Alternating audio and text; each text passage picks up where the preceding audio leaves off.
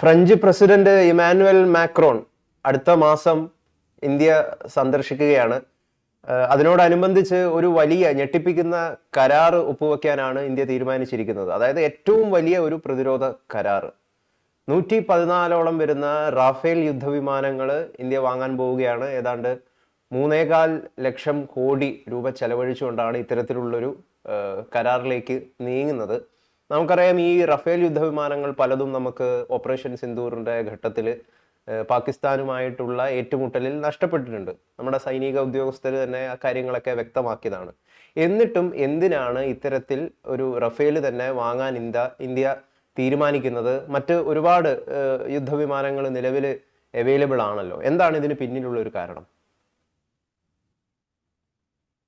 114 Rafale വിമാനങ്ങൾ വാങ്ങാൻ India പ്രാഥമിക അനുമതി കൊടുത്തു കഴിഞ്ഞു. അതായത് ഡിഫൻസ് പ്രൊക്യൂർമെന്റ് ബോർഡ് ഈ വിമാനങ്ങളുടെ പർച്ചേസിനുള്ള അനുമതി കൊടുത്തു കഴിഞ്ഞു. ഇനി അടുത്ത ഘട്ടത്തിൽ ഡിഫൻസ് അക്വിസിഷൻ കൗൺസിൽ ഈ തീരുമാനത്തെ ശരിവെക്കണം. അതിനും ശേഷം cabinet committee on security CCS അവരാണ് അന്തിമ അനുവാദം ഈ പർച്ചേസിന് നൽകേണ്ടത്. സ്വാഭാവികമായിട്ടും ഇനി ആദ്യത്തെ ഈ ഡിഫൻസ് പ്രൊക്യൂർമെന്റ് ബോർഡിലാണ് വിദഗ്ധരും ഒക്കെ ഉൾപ്പെടുന്ന സൈന്യത്തിന്റെ പ്രതിനിധികളും ഒക്കെ കൃത്യമായ ഒരു തീരുമാനമെടുക്കുന്ന. അതിനുശേഷമുള്ളത് വെറും ഒരു അഡ്മിനിസ്ട്രേറ്റീവ് ഡിസിഷൻ എന്നുള്ള രീതിയിൽ കണ്ടാൽ മതി. അപ്പോൾ തീർച്ചയായിട്ടും ഈ വിമാനങ്ങൾ വാങ്ങും. എന്നോട് ചോദിച്ചല്ലോ, ഇപ്പോൾ ഈ വിമാനം ഇത്രയധികം തുക മുടക്കി വാങ്ങുന്നത്. ഗൗതം പറഞ്ഞ ഒരു കാര്യത്തിനോട് എനിക്ക് അത്ര യോജിപ്പില്ല.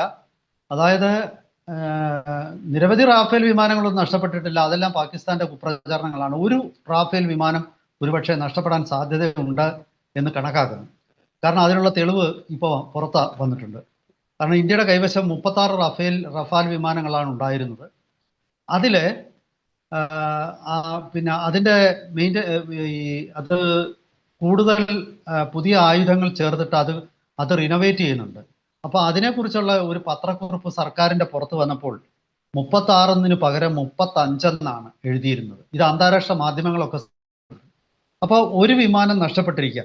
പക്ഷെ അത് പാകിസ്ഥാന്റെ ആയുധമേറ്റിട്ടാണ് എന്ന് എനിക്ക് തോന്നുന്നില്ല. അതൊരു ഭാഗത്ത് നിൽക്കട്ടെ, അത് വേറൊരു ചർച്ചയാണ്. അതിന് പകരം ഇവിടെ എന്തുകൊണ്ട് വാങ്ങിക്കുന്നു എന്ന് ചോദിച്ചാൽ, നമ്മൾ മുൻപ് വാങ്ങിച്ച F-3 വിമാനങ്ങൾ അതിൽ നിന്നും ഒരു ജനറേഷണൽ ഷിഫ്റ്റാണ് ഇപ്പോൾ നമ്മൾ പർച്ചേസ് ചെയ്യുന്ന F-4 വിമാനങ്ങൾക്ക്. അതായത് പഴയ വിമാനങ്ങൾക്ക് ഇല്ലാത്ത ഒരുപാട് പ്രത്യേകതകൾ ഈ പുതിയ വിമാനത്തിനുണ്ട്.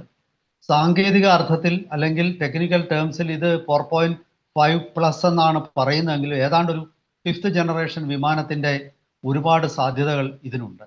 ഇത് പൂർണ്ണമായിട്ടും ഇപ്പോൾ ഈ നമ്മൾ F-35 കുറിച്ച് നമ്മൾ തന്നെ ചർച്ച ചെയ്തതാണ്. അതൊരു നെറ്റ്വർക്ക് സെൻട്രിക് വിമാനമാണ്. അതായത് പിന്നെ ഏതൊരു രാജ്യത്ത് ഓപ്പറേറ്റ് ചെയ്യുമ്പോഴും അത് ആ രാജ്യത്തെ റഡാറുകളുമായിട്ടും സെൻസറുകളുമായിട്ടും അതുപോലെ തന്നെ അവാക്സുമായിട്ടും ഒക്കെ ബന്ധിപ്പിച്ചുകൊണ്ട് കൃത്യമായിട്ട് ടാർഗറ്റിനെ ട്രേസ് ചെയ്യുകയും ഉപഗ്രഹം വഴി പോലും ആ വിമാനം നെറ്റ്വർക്കുമായിട്ട് ബന്ധപ്പെട്ടുകൊണ്ടിരിക്കും. അതായത് ആ വിമാനം ഓൾമോസ്റ്റ് ഒരു സ്വതന്ത്ര എൻറ്റൈറ്റി പോലെ ഒരു പ്ലാറ്റ്ഫോമാണ്. നമ്മൾ ഈ പണ്ടൊക്കെ പറയുന്ന പോലെ ഒരു വിമാനം എന്ന് പറയുന്നത് അതൊരു കാറ് പോലെ ഒരു പ്രത്യേക വാഹനമായിട്ടൊന്നും കണക്കാക്കണ്ട. അതൊരു പ്രത്യേക ഒരു എൻറ്റൈറ്റി, അതായത് അതൊരു പ്ലാറ്റ്ഫോമാണ്. അതൊരു നെറ്റ്വർക്ക് ചെയ്യപ്പെടുന്ന ഒരു പ്ലാറ്റ്ഫോമാണ്. ഒരു കൺട്രോൾ റൂം പോലാണ് ഇന്നത്തെ വിമാനങ്ങളൊക്കെ. അപ്പോൾ ആ ഗുണങ്ങളും റഫാലിനുണ്ട്. അതായത് ഇന്ത്യയുടെ എയർ കമാൻഡ് ആൻഡ് കൺട്രോൾ സിസ്റ്റവുമായിട്ട് പൂർണ്ണമായിട്ടും അത് പിന്നെ ബന്ധിപ്പിക്കാൻ പറ്റുന്ന പ്രത്യേകതകളുണ്ട്. പിന്നെ ഒരു പരാതി പലരും ഉന്നയിച്ചിരുന്നു. അതായത് വിമാനത്തിൻ്റെ സോഴ്സ് കോഡ് ഫ്രാൻസ് തരുന്നില്ലല്ലോ എന്നുള്ളത്. അതിൽ കുറച്ച് വാസ്തവമുണ്ട്. വിമാനത്തിൻ്റെ പൂർണ്ണമായിട്ടുള്ള സോഴ്സ് കോഡ് ഫ്രാൻസ് നൽകുന്നില്ല. റഷ്യ ആകട്ടെ Su-57 കാര്യത്തിൽ അവർ നമുക്ക് ഓഫർ ചെയ്തപ്പോൾ അതിൻ്റെ സോഴ്സ് കോഡ് നമുക്ക് തരാമെന്ന് പറഞ്ഞത് പൂർണ്ണമായിട്ടും. പക്ഷേ ഇവിടെ അത് പൂർണ്ണമായിട്ടും നമുക്ക് ലഭിക്കുന്നില്ല. എന്നിരിക്കലും ഭാഗികമായിട്ട് അത് നമുക്ക് ലഭിക്കുന്നുണ്ട്. അതായത് ഇന്ത്യയുടെ ആയുധങ്ങൾ ഇപ്പോൾ ഇന്ത്യ നിർമ്മിക്കുന്ന ബിയോണ്ട് വിഷ്വൽ റേഞ്ച് മിസൈലുകളായിട്ടുള്ള അസ്ത്ര 2, അസ്ത്ര 3, അതുപോലെ രുദ്ര 2, 3 ഇതൊക്കെ തന്നെ ഈ വിമാനവുമായിട്ട് ഇൻ്റഗ്രേറ്റ് ചെയ്യാൻ പറ്റും. സ്വാഭാവികമായിട്ടും അതിൻ്റെ ആ സോഴ്സ് കോഡിൻ്റെ ആ ലെവൽ വരെയുള്ള ഒരു സോഫ്റ്റ്വെയർ ഡീറ്റെയിൽസ്, കമാൻഡ് കൺട്രോൾ നമുക്ക് അവർ നൽകാൻ തീരുമാനിച്ചിട്ടുണ്ട്. അപ്പം ഇത് ഈ ഞാനിത് പറഞ്ഞത് സാങ്കേതിക കാര്യത്തിലാണ്. അതുകൂടാതെ ഈ വിമാനങ്ങൾ, ആദ്യത്തെ 18 വിമാനങ്ങൾ മാത്രമാണ് ഫ്ലൈ അവേ കണ്ടീഷൻ എന്ന് പറയുന്ന വിമാനം പൂർണ്ണമായിട്ടും ഫ്രാൻസിൽ നിർമ്മിച്ച് നമ്മൾ ഇന്ത്യയിലേക്ക് ഈ വിമാനം കയറ്റുമതി ചെയ്യുന്നത്.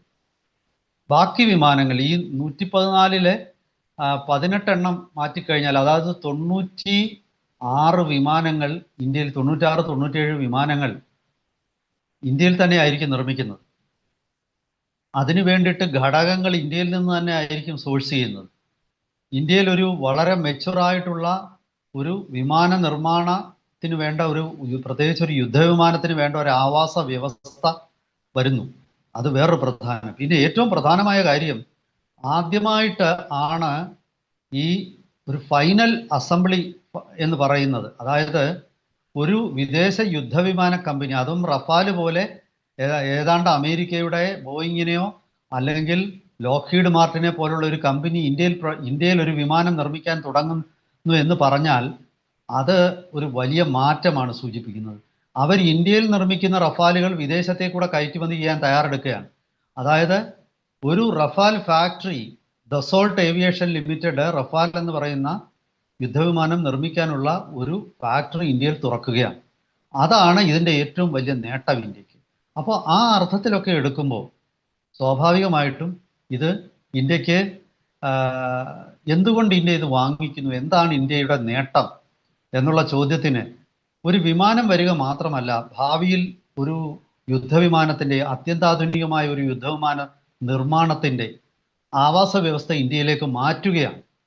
അതായത് ഫ്രാൻസിന് പുറത്ത് ദസോൾട്ട് ഏവിയേഷൻ്റെ ഒരേ ഒരു നിർമ്മാണ കേന്ദ്രമായിട്ട് മാറാൻ പോവുകയാണ് ഇന്ത്യയിലെ നാഗ്പൂർ. അപ്പോൾ അതിലേക്ക് വരുന്നതിന് മുമ്പ് ഞാൻ ആദ്യം പറഞ്ഞ കുറച്ച് കാര്യങ്ങളൂടെ ഞാൻ പറയാം. ഞാനിത് പൊതുവേ ഒന്ന് പറഞ്ഞതാണ്. അങ്ങനെ ഈ ആദ്യമേ ഞാൻ പറഞ്ഞു ഇതൊരു നെറ്റ്വർക്ക് സെൻട്രിക് ആയിട്ടുള്ള ഒരു വിമാനമാണ്. ഈ F4+ കോൺഫിഗറേഷൻ എന്ന് പറയുന്നത് ഇത് ഇന്ത്യയുടെ റഡാറും എയർബോൺ സെൻസറുകളുമായിട്ടും ഇന്ത്യയുടെ ഗ്രൗണ്ട് ബേസ്ഡ് ആയിട്ടുള്ള കമാൻഡ് സെന്ററുകളുമായിട്ടും ഒക്കെ തന്നെ ഇത് ബന്ധിപ്പിക്കപ്പെടും. അതായത് പൂർണ്ണമായിട്ടും ഇന്ത്യയുടെ എയർ കമാൻഡ് ആൻഡ് കൺട്രോൾ സിസ്റ്റവുമായിട്ട് ഈ റഫാൽ F4 യോജിപ്പിക്കപ്പെടുന്ന ഒരു മെച്ചം ഇതിനുണ്ട്.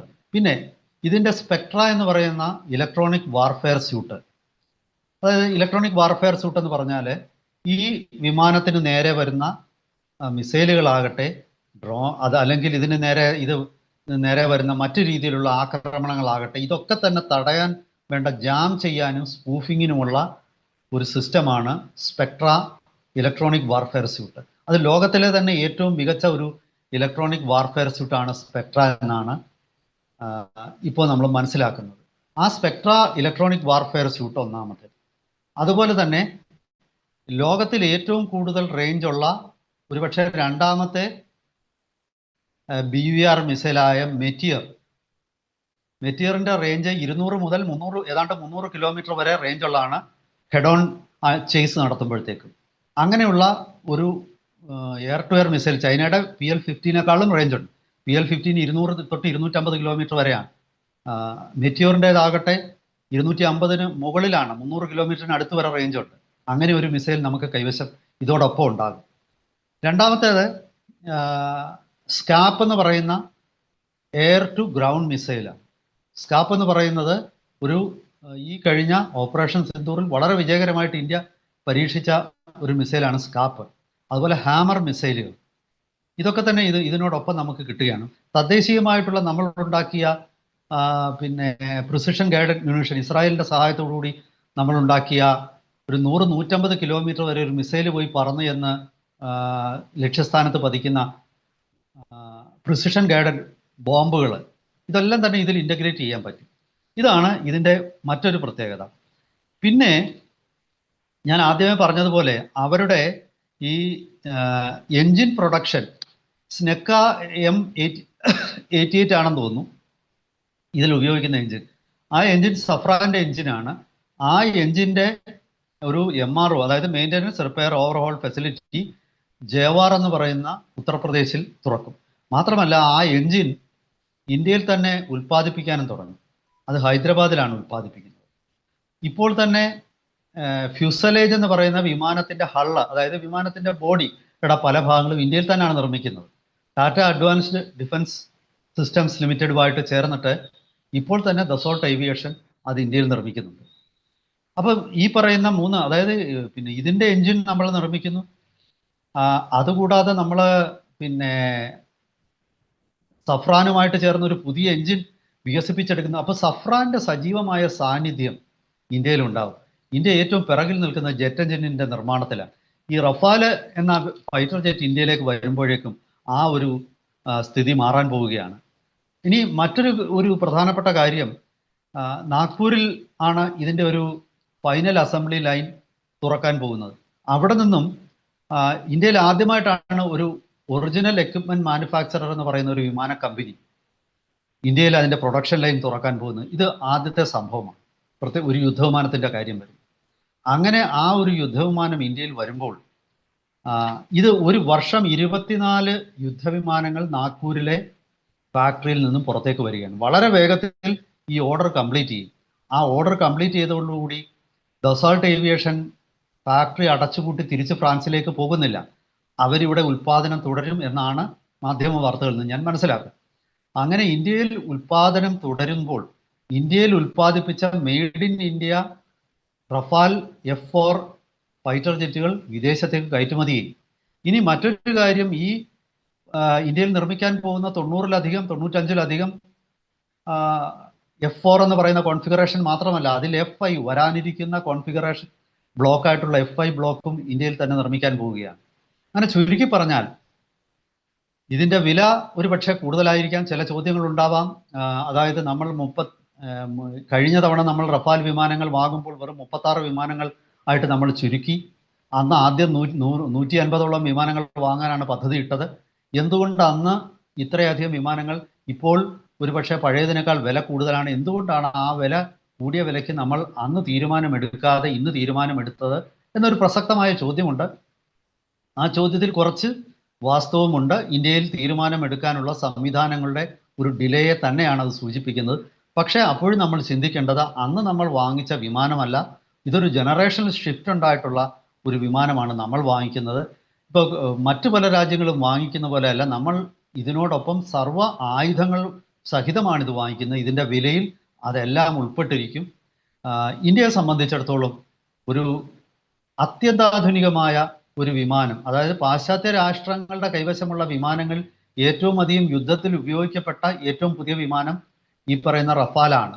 കാരണം ഇപ്പോൾ എല്ലാവരും F-22 F-35 കുറിച്ച് പറയും, പക്ഷെ അത് യുദ്ധങ്ങളിലൊന്നും അധികം ഉപയോഗിച്ചിട്ടില്ല.